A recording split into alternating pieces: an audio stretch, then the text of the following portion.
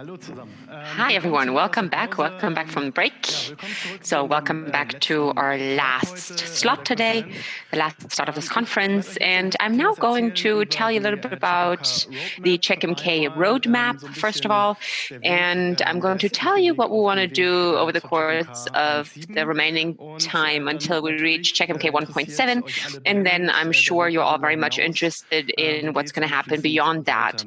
So what's going to happen with 1.8, etc., and even more than that. So let's just check out our agenda. The first point is, as I mentioned, 1.7. The next 2 points is everything beyond that on data, as much as we know, obviously. And then we also have the big topics. So all the things that are a little bit more unclear, but are still sort of on our horizon. So let's get started with the topics of version 1.7. So in this case, it's really all about me wanting to show you what these topics are doing and where we are at. We already talked about the content over the course of the past 2 days. You've already learned a lot about the individual topics in the individual talks and news, etc. And also I told you about it yesterday as well. So you already learned about the topics that didn't have their own talks yet. And what you see here, this is our top priority right now.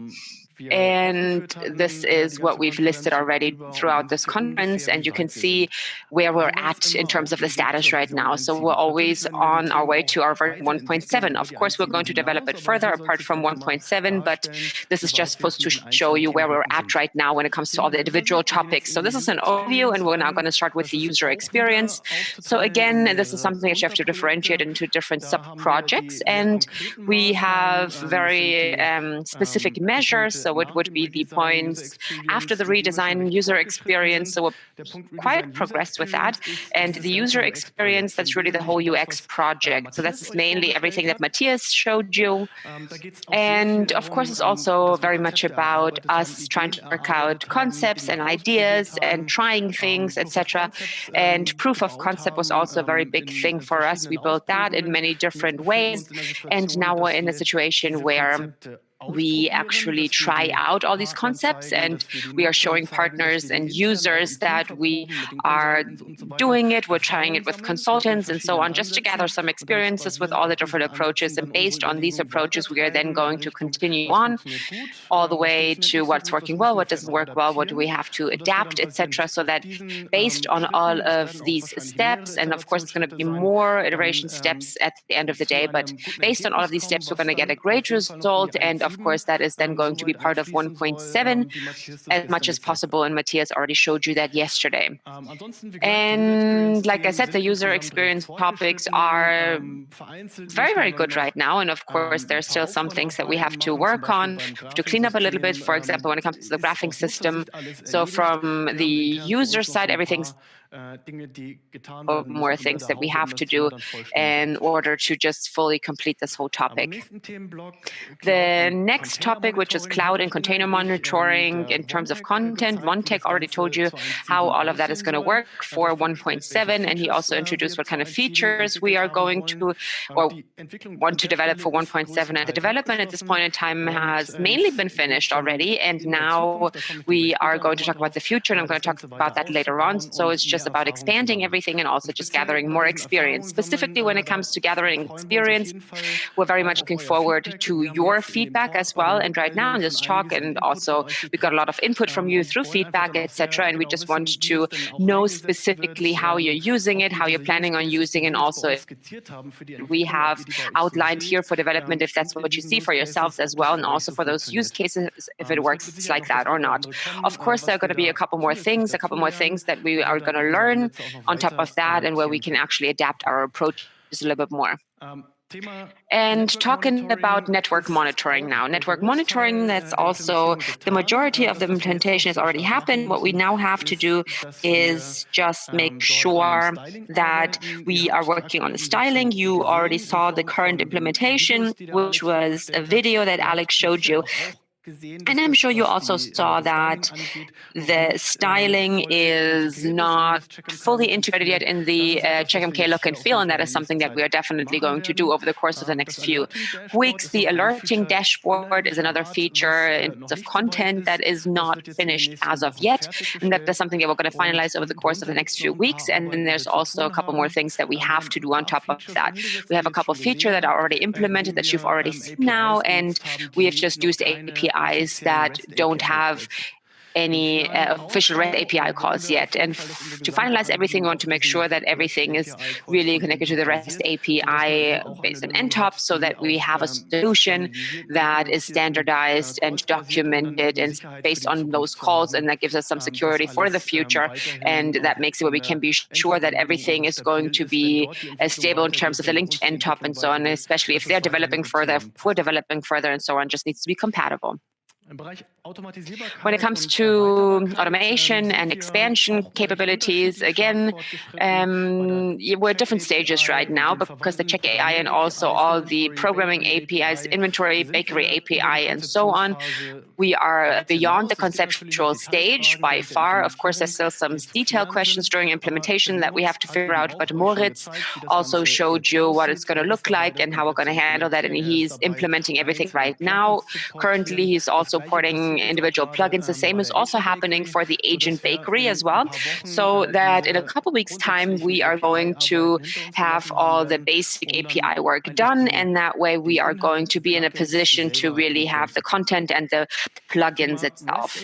Talking about REST APIs, we're not fully there yet. So right now we have all the technological base that we need. We have the technologies that we've chosen. They work well together. And of course, all the important API calls have already been done. And now we have a roadmap that we've actually adjusted to the API calls that we want. By the time we have 1.7, we want to develop it further and want to implement it just to make sure that we have a feature set that makes sense for 1.7, and that the most common use cases that you have with API are just covered basically. And then that's also supposed to make it where the existing API, the web API, is supposed to be shown there as well. And that will make it that we have a status and operating API that can be added. And in terms of features, that is definitely more than we have now.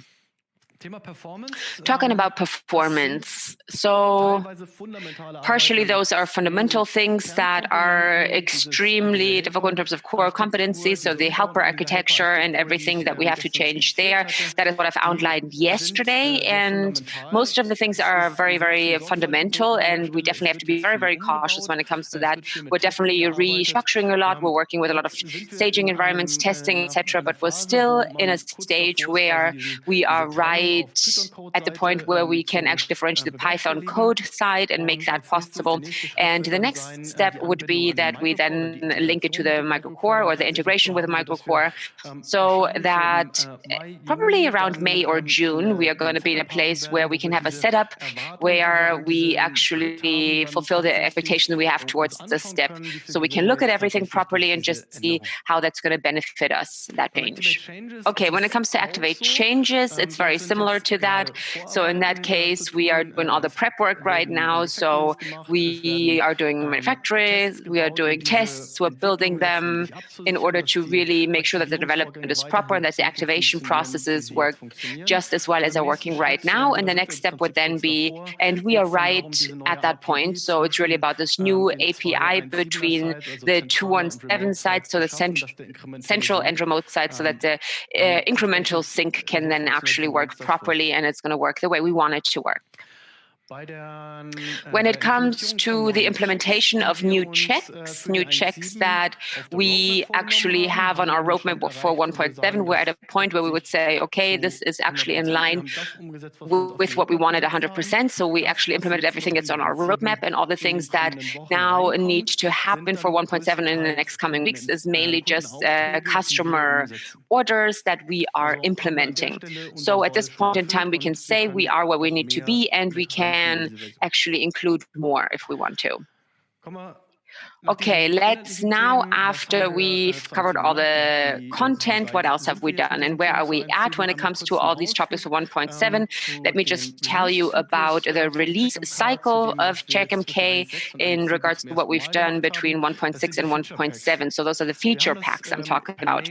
So we sent it out via announcement in an email, and we also explained it in the works. And during this conference, we already mentioned the feature packs once or twice. But of course, it's probably not going to be something that's going to be helpful for all of you. That's why I just want to explain what it means specifically. So why did we do that? And also, what is that going to look like from our point of view? So in the past, when it comes to Checkmk, it was always a point where we thought, okay, for customer features, we're implementing that. And overall, we always do that in our master branch. And now currently with 1.7, that's where it is. And being a user or a customer that actually asks for development, of course, it's not satisfying if you actually ask somebody to do something, you request something and it's done, and then you can't actually use it at the point in time where the manufacturer says it is finished now because it's not available in a stable version yet. So for a purpose like that, in the past, we did pods for these individual customers just to make sure that it's possible that they can use these features. However, it's quite unfortunate that this backport then is not available to all Checkmk users who may want to test this feature or may even need it.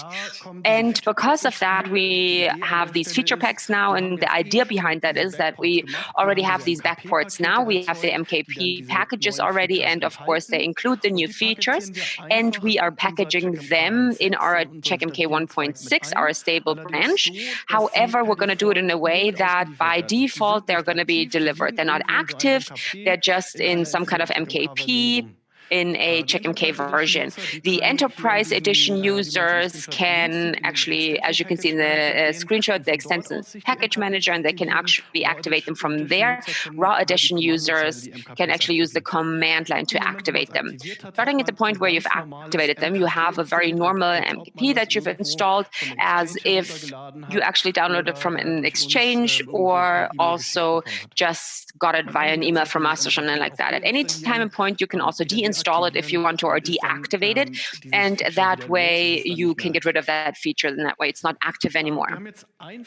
We have released one feature pack. The next feature pack is going to be available over the course of probably May, probably towards the end of May, and then it's probably also going to be including the Prometheus integration. The next topic is innovation releases. Of course, that's also a specialty when it comes to Checkmk. And in the past, what we've done is we've used that in order to just release huge features that we've developed so that you can use it to test it before it goes through a beta phase. So over the course of the past year or two, we haven't done that as much, this possibility, because of the release cycle features we've built. It just didn't make any sense. And to us, it's usually mainly just a tool for us in order to gather your feedback about the things that we built and created, and just to give you a preview of selected features as well. And that way you can maybe also just use them for experiments and such.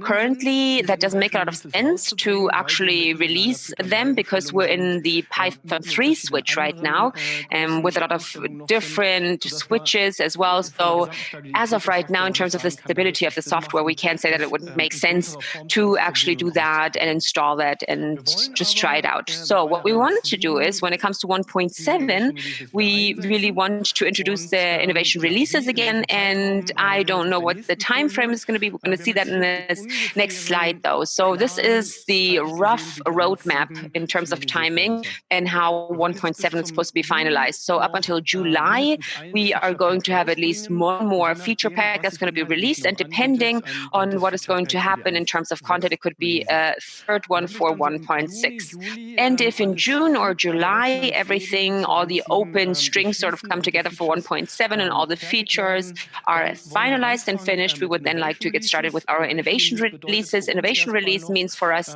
that we actually have done a lot already. We have used some filters, but it's not a feature freeze yet. So that means that during that phase, we still have a chance to actually add more features in order to add to it if we want to. And then July, August, September, sometime in that time frame, we're going to do our feature freeze in order to then really start our testing phase. And it's going to be even more extensive than we have had it in our previous version. So we have a lot of very big changes ahead. So for example, the Python 3 migration, new Check API, no REST API, etc. And of course, those are major changes, the helper switch, etc., the architecture of the Margo core. So of course, all of that is very fundamental overall, so that we actually are investing a lot of time into that in order to make sure that we have the right quality. Also, don't forget about the new design as well. That's also a fundamental change. That's a big change. The look is very, very different, and of course, that's very important. Of course, if there are any problems with that, you're going to notice that.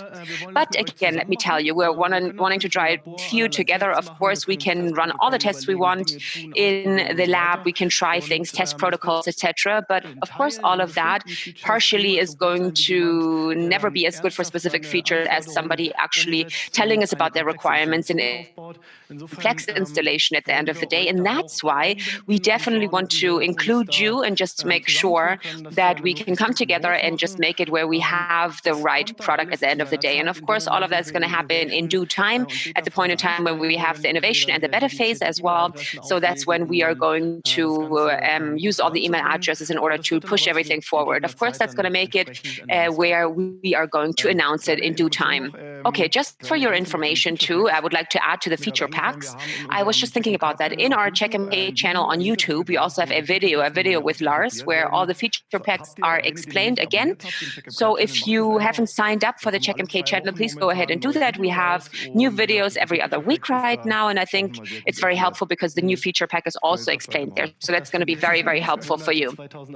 So hopefully next month we're going to have 2,000 subscribers as well. We already have 1,000, and hopefully we're going to reach 2,000 pretty soon. That's really our goal. All right, so please do that. Christian, can you check if everybody that is here at the conference already signed up for our YouTube channel? Okay, and now that we had some insight when it comes to 1.7 and our horizon to see what's going to happen in the future, I would now like to talk even more about the future. This year, we are going to be starting working on 1.8. Of course, we have great plans for that as well. And we have some ideas, we have some plans, we have a rough idea of where we want to be. Of course, that is definitely different for different areas of expertise. So that's why we have this slide right here. This is what you probably have seen before. So we're just trying to make more transparent what we're doing. So this is just an idea. This is something where we already know conceptually what we want to do and how we want to do it. And then implementation stage would be the last stage, which is where we would say, okay, we're trying to implement it into Checkmk right now. So let's get started. User experience is definitely very important for 1.8 and even beyond that. That's a very important topic for us. And when it comes to 1.7, we started to work on the most important flows and also the most important GUI elements. We were just trying to think of that, introducing new concepts, etc. And now it's really about the detail work. So Checkmk, of course, when it comes to the user interface, is quite complex. It's quite extensive. We have lots of detail views that work in different ways. Some of them are not even necessary to look so different, etc. So now what we're trying to do is we're trying to look at all the different details, the concepts that we've been thinking about, and just making it where this is available for more different areas. And that's definitely something that's going to start soon. Talking about dashboarding, of course, that is also something that we have addressed in 1.7 as well in a way. And of course, that also requires your attention. We need to focus more for version 1.8. So we're going to work on usability as well, which is very important to us. And also everything we've learned from 1.7 is going to be implemented into 1.8. So everything we've learned is going to be improved for 1.8. In addition to that, talking about user experience, part of that is also something like notifications as well. And let's say you get an HTML email, and of course it looks a certain way, and it's supposed to include all the necessary necessary information. The style needs to be nice so that it's just nice to see it in terms of how the information is presented. And in the past, I would say it was really just very technical. It was just to the point. We didn't think, okay, I just want this to be a great experience for the user. At least that wasn't our main idea behind it. But this point in time, we definitely want to sort of focus on what we can improve when it comes to that. And the same holds true for reporting as well. So if you think about the reporting right now, it's very much centered on technology. So if you know what our reports look, people are telling us a lot that we want reports that are sort of like a presentation for customers, presentation for management boards, etc., so that it is a little bit more sort of more graphs, etc. And you can also just abstract it more. And that is definitely a topic that we're looking into. And that is something that we're doing for reporting for 1.8. And the same holds true for what we're doing for dashboarding right now. So new elements are going to be introduced that are going to just look nicer, which are maybe just tables right now. And part of that is also that the reports are maybe just a little bit nicer if we have just pictures in it or documents or something like that. Yeah, maybe quotes from Matthias or something like that. That'd be great. So daily Kettner, something like that. We can definitely do that. Maybe you can think of a couple good quotes. Okay, talking about cloud and containers, we actually have done a lot as well in the previous version. So overall, we've just used the special agents for AWS and Azure. And right now we're at a time where we want to complete the portfolio, and we are building more and more services right now for AWS. A lot has happened already for Azure as well.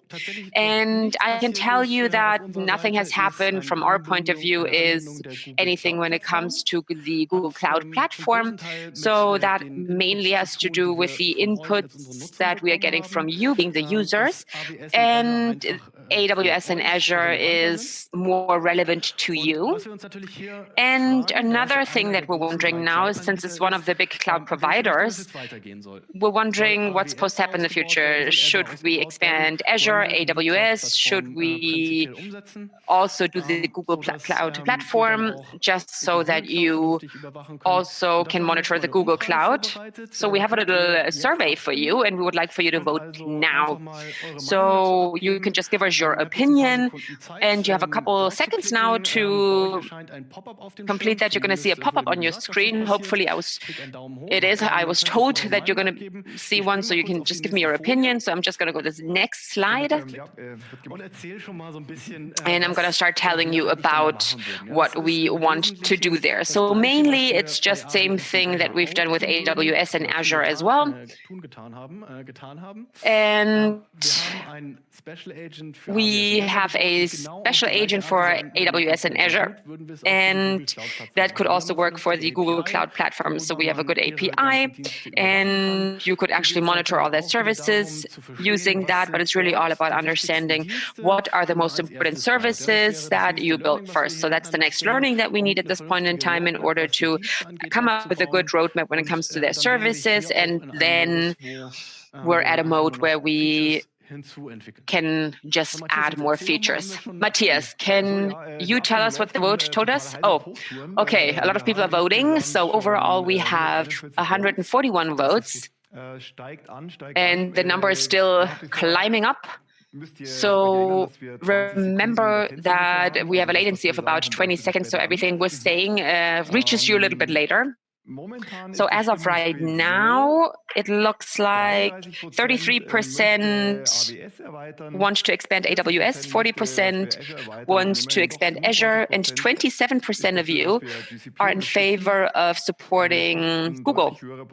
So that's definitely a lot more than in the past, and maybe that's due to the fact that all the other two platforms work very well and are very well supported. So maybe we should consider that and just see if we take the first steps. And I had a couple one-on-ones, and many of you liked using that, to be honest. And I know that one of our most important customers who actually asked us about doing something in that area. So I think we can be pretty sure that there is something that's going to happen.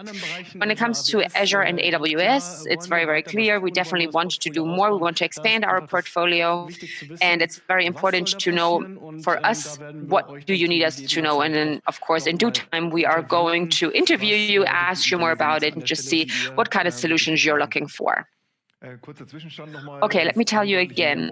So we have a lot more votes now, but it's actually the same result. So 1/3 is AWS. GCP is at 28% now.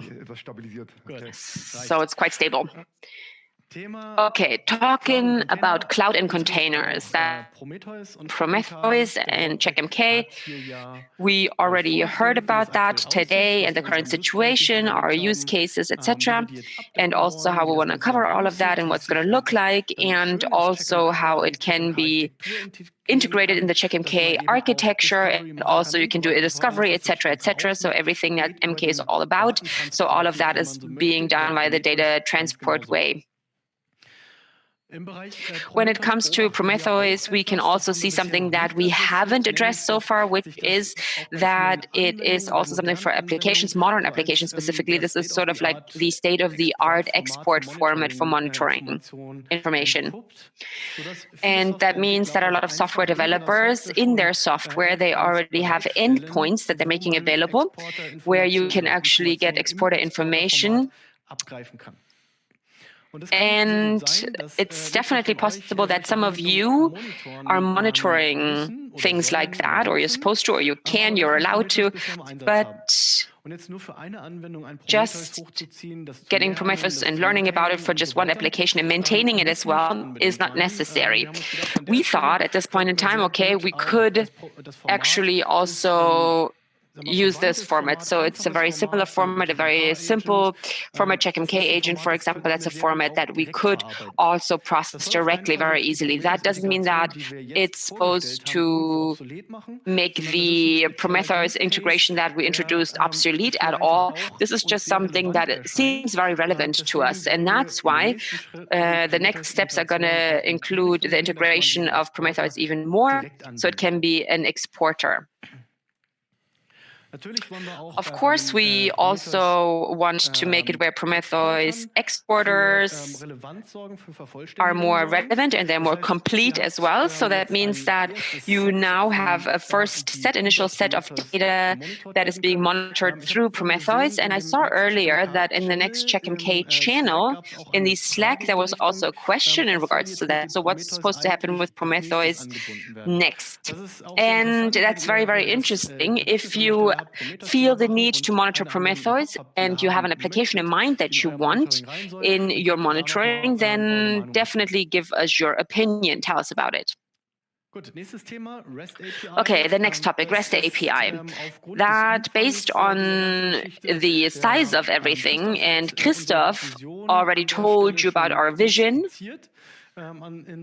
roughly during his talk, and at the end of the day, what's supposed to happen is that the whole entire Checkmk is going to be able to be accessed through this API, can be managed, and so on. So this is definitely a high goal, and that's we are calling it a vision right now because there's lots of work to be done.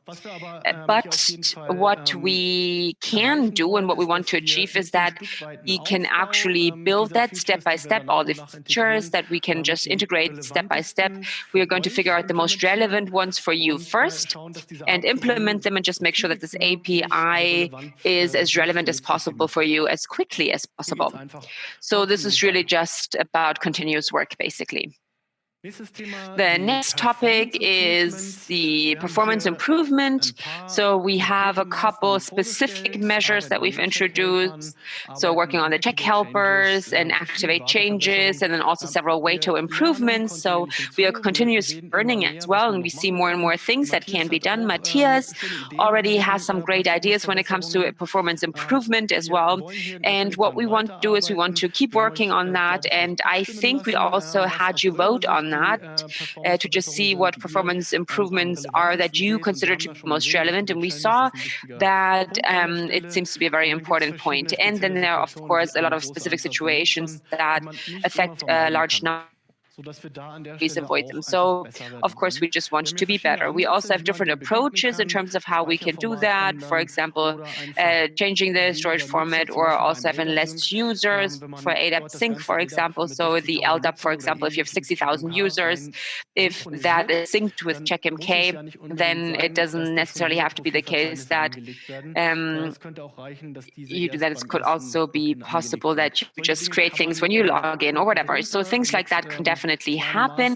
There could just be small measures taken that can make big improvements without having to change the whole architecture of everything. So at this point in time, I personally feel it's very important that we really understand the problems first before we then think about solutions. And when it comes to performance problems, that's extremely important. Otherwise, when it comes to improving performance, it's going to be too complex. And of course, that might not be necessary in order to solve this specific performance problem. Let's talk about the check plugins. And of course, these check plugins are definitely a hot topic for a long time. So this is just the content right now, the statement, because what we're trying to do is just make it where we are doing more than we've done last year or the year before. So we just want to really respond to customer requests.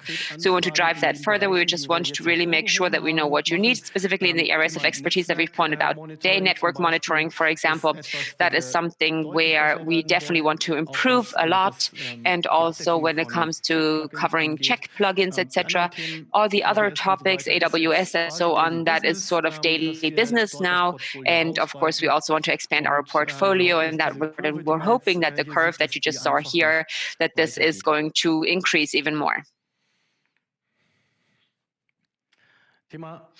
Talking about security, that's not necessarily a roadmap topic. It's not a major topic, at least, but it's still a topic we're dealing with on a continuous basis. In the past, for example, we actually had closed some gaps for live status, for example, but unfortunately, we weren't able to do that for notifications yet, the notification spooler.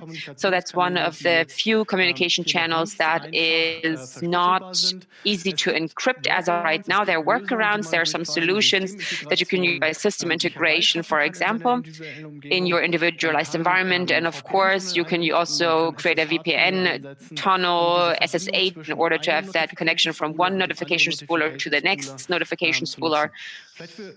And maybe for those of you who don't know the notification spooler, it's a component that is only available in the enterprise editions, and it's meant to make it where notifications that appear decentrally in a remote site and then send it to a central site in order to then make it where you can actually send it out from the system, for example, to the mail server.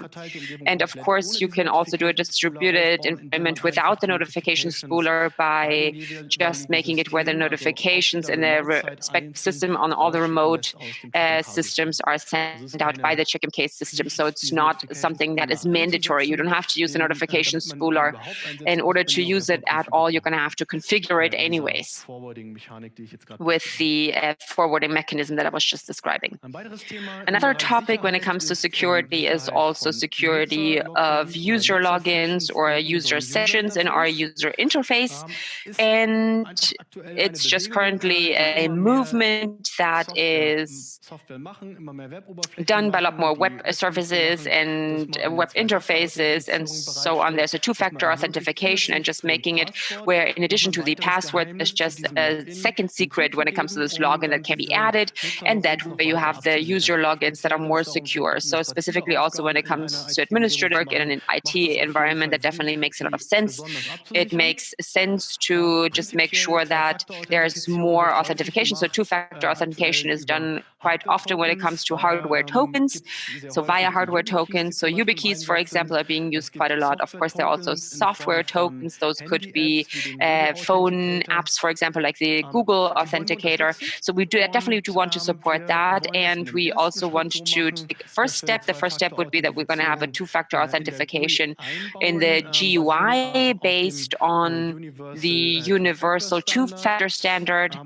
And mainly that's a prototype protocol that is well defined, and you can actually do all of that. You can set all of that up, and it's also a protocol that makes it where you can have separate web servers and validation servers, etc. So it's more complex setups for company networks, for example. That's when it would be very relevant. And the first step we want to do is we want to just make sure that we have the normal Checkmk user in a standard setup.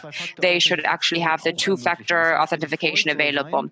So default Checkmk should actually have a local validation server. So Checkmk itself would actually could be configured for this authentication. So I register my token in a specific way, and then this token is then coupled with my user account or my app, and then the app is coupled to my user account. And if I log in, I'm going to need my password and also the second device in order to do the authentication.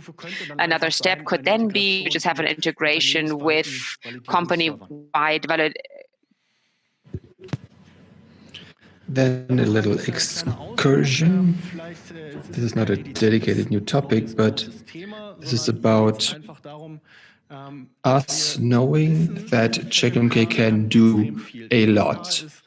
It's more complex than even experienced users expect. There are always new features that people find even when they've been using Checkmk for a long time. And we know that many of these features are very good, are being used very often, have proven themselves for years. But we also know that there are features that were added at some point. Maybe they are not at the level where they could be. They have their weaknesses, and maybe they would have to be honed in order to become better. So that is something that I want to talk about in detail. We don't just want to be standing here at this conference and telling you about the great new things that are happening. We also want to make sure that Checkmk is useful and good, and that the features we have are all useful and good. And that is something we're working on, and we want to keep improving in that direction, because also there, with your input and your feedback, we want to know what's good and what's not so good.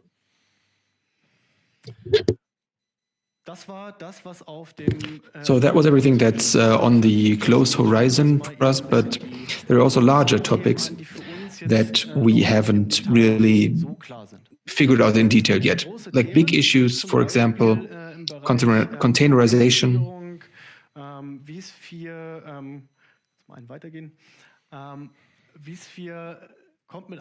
Sphere has a new version 7, and we've learned that in this virtualization platform, the containerization world that has recently developed in parallel, or maybe seen in architecture, it is developed top of virtual machines. But now this is all growing together into one product, and other hypervisors will do the same. We see this development happening, the increasing relevance also in classical IT. Modern applications are built on these paradigms, and right now we can monitor this very well separately. We can monitor VMware well and Sphere well. We can also do good monitoring for containerized environment, and this is all growing together. And also in this environment, we want to be able to monitor these systems well and give you a good overview over states and interconnections. In the cloud, in AWS, Azure, and hopefully maybe in the future for Google Cloud, we have in the past focused on monitoring these things that were in these environments. What we haven't really looked into is how should Checkmk itself be built in one of those environments in an ideal way. Should it be a container, a VM, a host? There's no clear direction yet. We are still figuring directions out. Some of you will just do a Linux installation and put Checkmk on top. I mean, of course that works. What we want to offer is that we do a documentation of what we think, what we expect, also maybe get your experiences in what the possible issues are. And ideally, we would also like to offer you images to the large form. So with one click, you can say, I've started, and this standardized image basically runs a Checkmk installation. How we're going to do that in detail, whether we have similar frame conditions as the Checkmk containers. So you could have one site per container, and then maybe in this cloud environment, there could be similar limitations and framework conditions to which you're bound. That's not clear yet. We're still at an early stage. End-to-end monitoring is something else that a lot of you are doing already. Some of you are already doing that very much already. There are a lot of tools, like enterprise tools, open source tools that are widespread. We do not offer any solutions that we are implementing ourselves. What we want to do is that, similar to the end-top model, we want to have a nice implementation, like manual articles, how-tos, software integration with certain solutions that work well. And then we also want to help you with answering this question, how to do end-to-end monitoring with Checkmk. We want to give you an answer to that, and we are working on that. Dependencies is a very big topic. We may have discussed that a little. It's basically about the three big questions. How can I manage to resolve my issues quicker? Of course, you have to first understand the problem. Right now, it's troubleshooting. You have to talk to experts. You have to create a hypothesis. You have to confirm that, or it takes many steps one after the other, and then in the end, I may have the problem. Not everybody can do that. Not everybody is able to, even those who should be able to do so. Not everybody has expert knowledge. And with these dependencies, we want to make sure that there could be automatic solutions for the problems. So basically, it gives you the final solution, or it shows you the right direction of where you should be looking for the problem. What we also want to support in connection with the analytics topic is that we take the information and the metrics we have, that we evaluate those, and basically show you the correlation between different systems.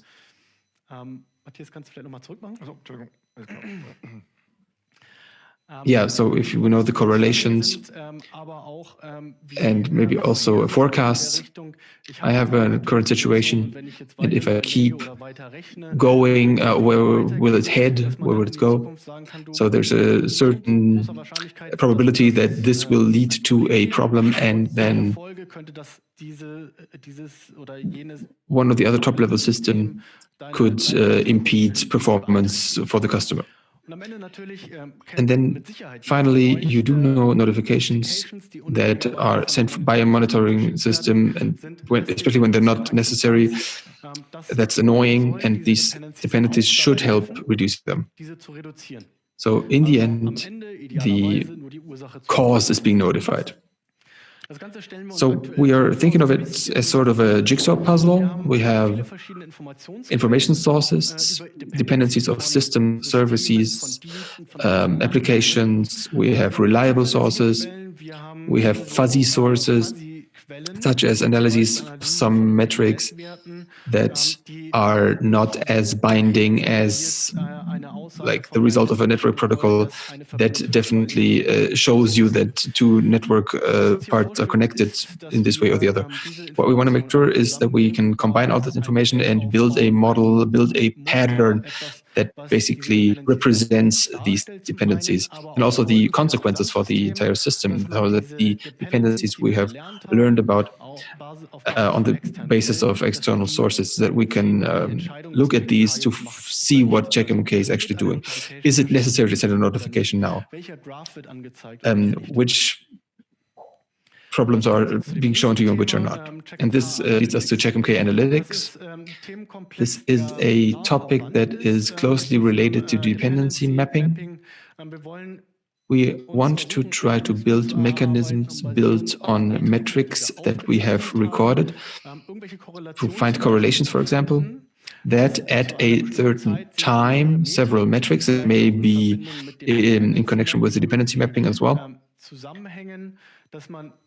so that you take these metrics, analyze them, and notice that there is a correlation because suddenly they are going in the same direction. That doesn't automatically mean that Checkmk is making a decision for you. So sending a notification, for example, it can just mean that for troubleshooting, you just look at a certain graph, and the decision of what is then being done is still with the admin, with the person looking at the graph. Talking about network monitoring, there are touch points as well with dependencies.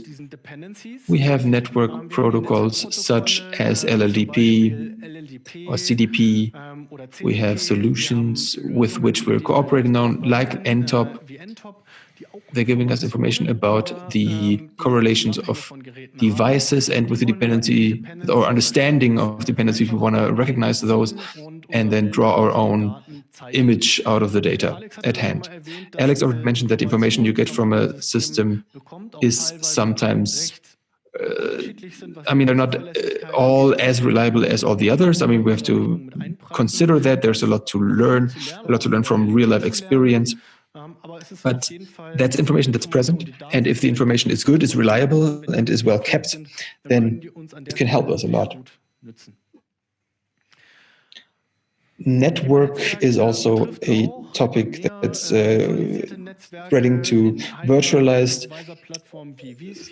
networks like vSphere or container environments or orchestrated environments. I can build networks in there with various segments so that sometimes you have a problem to see the correlations or to understand them. And also in this regard, we want to see whether we can play our role.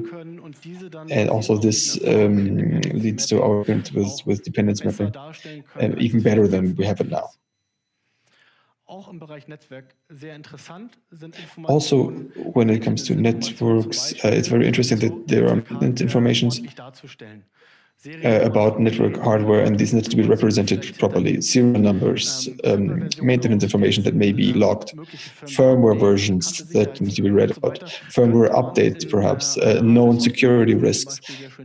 All that could be nicely presented in a hardware-software inventory. The information is all present, and it would be one way to expand on that. And there's one more network topic. There is some movement in the area of network monitoring that's going away from this classical SNMP approach. SNMP monitoring means for us as well a polling. Checkmk is asking the network devices in a regular interval and is asking for their current state. There are upsides and downsides to it. The upside would be that at any point in time when the request is made, I get the actual state. But of course, I'm also creating continuous load on the system. And also a downside would be that through my regular polling, I may miss the in-between times. There are approaches that solve that, like SMTP tracks, for example, which are event-based, so that you get an immediate information as soon as something happens. These are the classic mechanisms. What we've been hearing from the developers of these platforms of hardware, they are working towards streaming telemetry. That's a new protocol, new APIs that basically combine the advantages of both of these, polling and event-based monitoring. At the same time, this protocol offers further advantages. It's using more modern paradigms, modern ways of presenting data. It's not just UDP packages with a few voids in it. These are protocols in which data is present in a parsable format, and that's quite promising. It promises a few advantages, and we really want to look into that. But perhaps with Checkmk, we could also jump that train, find out which manufacturers are at what level, how support is for these devices, and see how the monitoring system could be improved so that we can get information quicker with less load, less traffic, and get better information in the end. So, summary, heard that even next year we're not going to get bored. We have picked up on many topics that are important for you and have been important for you for a long time. And I think we've created a nice portfolio here for everything that's in here. We have posted the polls in Slack, so you can give us your opinion. And we are going to, orient according to your request. As many questions came up, so it's question time. Lifebringel is asking, with 14 votes, is there information about appliance, hardware, and virtual? So, considering the roadmap, appliance, I can tell you that much. We did not make any groundbreaking changes until 1.8. Of course, we will take care of this platform, maintenance, updates, bug fixes, maybe small feature things. If there are aspects you really need, let us know. But it's not a major factor that we would say this will be happening for appliance. Dennis is asking for 2FA, you would need ADFS plus certificate that would be state of the art. Have you looked into that? So Dennis, let me tell you, as you've seen in the bar, this is in the early idea stage. What I have presented was, well, where our thinking is going these days. If you can give us input and let us tell us this would be better, more general, and it covers a lot, then yeah, we can talk about that. Let's keep in touch. Contact me. Maybe we can talk on the phone or send me a mail of what you think in detail. Jan-Philipp Henkel has a question or idea. Please also implement plugins from partners and customers that are already present or which are more far-ranging. For example, there are plugins on the exchange, whether we can put them in the official version because they are popular in cooperation with the author. It would make things easier. Yes, Jan-Philipp, thank you. It's a good point. This is part of this idea. We want to get better in our check portfolio. We want to expand on it. And this is also true for the things you are sending us on GitHub. We want to take them seriously. We want to take time looking at them, review them, and put them into a state so we can include them in the product. This is something we want to do.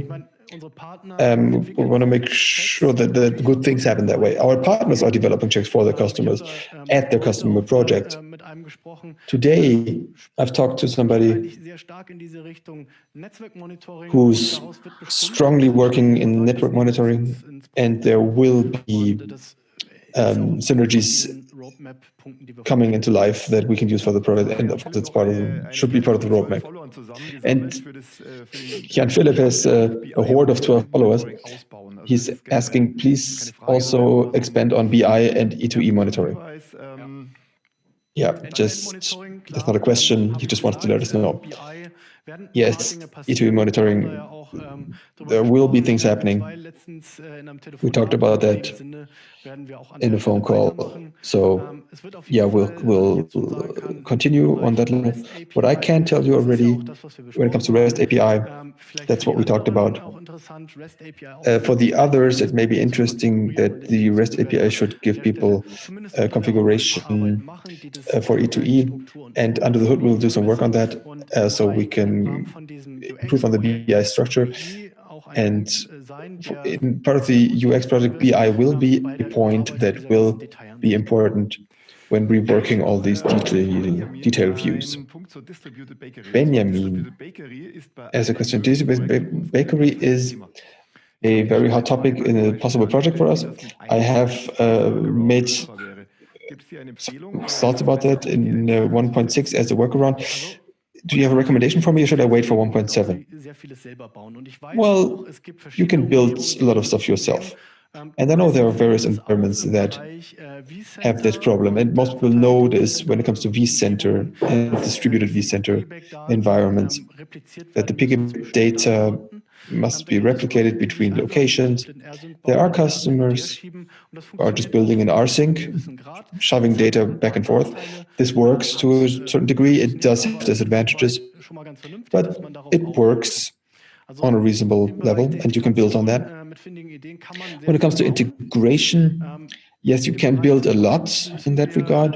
When it comes to the product, we have to think a step further and see what we can build in general to a degree that it works for most users. And there are many traps we don't want to fall into. Maybe in a local product, these do not exist. So we are trying hard to find a good solution, but we haven't found one yet. That's why there isn't one. But it's a topic that keeps reappearing. So, of course, we will have to face it in some form or the other. Okay, dann habe ich hier noch eine Frage vom Anton Trautler. I have a question by Anton. What about OpenStack integration? OpenStack integration. In the last few years, we had questions about that. We had a vote on it, and so far, there was no OpenStack specific development. If there is a need for it, place a vote, let us know, maybe, what exactly you need. Send it to me, my colleagues, send us a message, and we can look into it, put that in the roadmap perhaps. Michael Frank is asking the question for the Oracle Cloud. Do we have customer requests so that we could integrate that? Oracle Cloud? Michael, thank you. I wonder how many questions we have received in that regard. Weren't many compared to the other cloud solutions. Therefore, we decided to follow the mass of requests and do these platforms first. I don't want to exclude anything, but in our roadmap, we didn't really consider that much. But if there is a concrete request for that, then please let us know, and we can talk about it. The channel still exists in parallel, so when it comes to support, the largest part of the plugins was built in collaboration with customers, and also partly co-financed by customers. So that way always exists. Tim Weigand is asking, should there be features for the appliance, so they have a master appliance lying underneath to configure and manage that? Yeah, so a central management of appliances. We've basically stopped on that for now. Who asked that, Tim? Yes, that was Tim. Yes, sounds like Tim. In your environment, that's not surprising. It's a valid question and would be a great solution and product, but we don't really see the pressure or the need, so this is not a priority for us anymore. It's a very large topic, so if you would like to have a central appliance management that covers the largest part of appliance features to be managed, that's a big step. But if you want to say I just 3 or 4 features, then that would be different. For example, I just want to do central firmware updates. That would not be so complicated. But the state currently is that we don't have it on the roadmap. We have many questions, but little time. One question that I want to mention, it's quite on top, because I gave that little hint. Crowdfunding ideas for features. Nobody wants a launch feature alone, but if we pool together, we could get more money for it. Yeah, that's something that keeps popping up. I always say we've done that, but it's harder than you would think, often the problem is that two customers want the same feature, but at different points in time. The other one says I need it right now. The other one says I need 3 months until I get a go for my budget. So it's quite hard to pull them, but I wouldn't exclude it. Are there new ideas, Lars, from your idea, from your side? Well, what you can say is that it happens all the time. We are trying to coordinate that.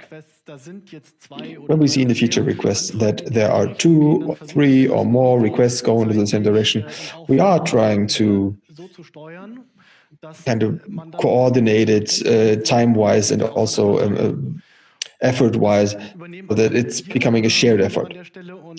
Currently, we are doing this management, and currently we're trying to implement it like that. And what's been discussed also at the conference, to have some sort of platform that organizes crowdfunding and realizes crowdfunding projects. We don't have measures in place for that. It could be that out of other ideas like community management or other directions, maybe this could still happen, but I can currently not confirm that it will happen. Well, maybe marketing could think about that, like a Kickstarter, maybe like a public platform. Just try it out as a feature, for a feature. We can see whether people accept that. Well, it's about really seeing what have others, like what are the needs of the other people. Like, okay, that's what I need. I've got some budget. I could invest it. It's really hard to define the feature. Like, this is not a yes or no question. It's really about what the plugin exactly should be. So we've got 2 more minutes. Let's do one more. Lens has another question. Is SAML 2.0 planned for SSO and MFA? What that all means? Do you understand that? Yes. So we've heard about SAML. Currently, we're not doing anything in that direction, and there are no open feature requests for that currently. Most environments that we see are these environments where it's an Active Directory and so on. And most of them are just happy with a Cerberus authentication and an LDAP coupling for identifying the users. Technology-wise, sure, these protocols and mechanisms could be implemented. Whether we want to put it on the roadmap, I don't know. It's not on the roadmap right now. And then there's a topic that I'm always worried about that. Lens is also asking, any plans to make BI config more graphical, i.e. drag and drop objects almost like making a flowchart? My answer is always BI is rule-based. And maybe you have an idea. Well, let's be more diplomatic about this. I know exactly that this question keeps coming up over and over again. And many of you do not need the power of this BI. If you want to click something together, it should be static, it should be simple, it should be shoved back and forth. These questions keep coming up, and the need is always there. Otherwise, the question would keep popping up. And I can imagine that in the UX discussion, this could be the right project for discussing this. And we will have our discussions about this, where it leads, whether there will be an advanced and simple mode or a BI Lite, something like that. I have no idea, but I'm quite sure we will discuss it and will be a heated discussion. So for this conference, it's the final question. And Carsten Schurke has the question. 2FA will come with which word? Yeah, the two-factor authorization is planned for 1.8. In 1.7, we've already added a lot of content features. It's probably not realistic to touch on that topic. It's quite a topic for us, as the previous question has shown.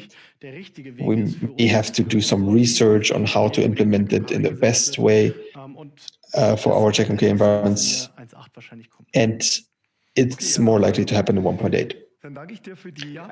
Lars, I thank you very much for these insights into the roadmap. I'm very interesting to see what's going to happen, what's going to go way off. The answer is, it's always interesting.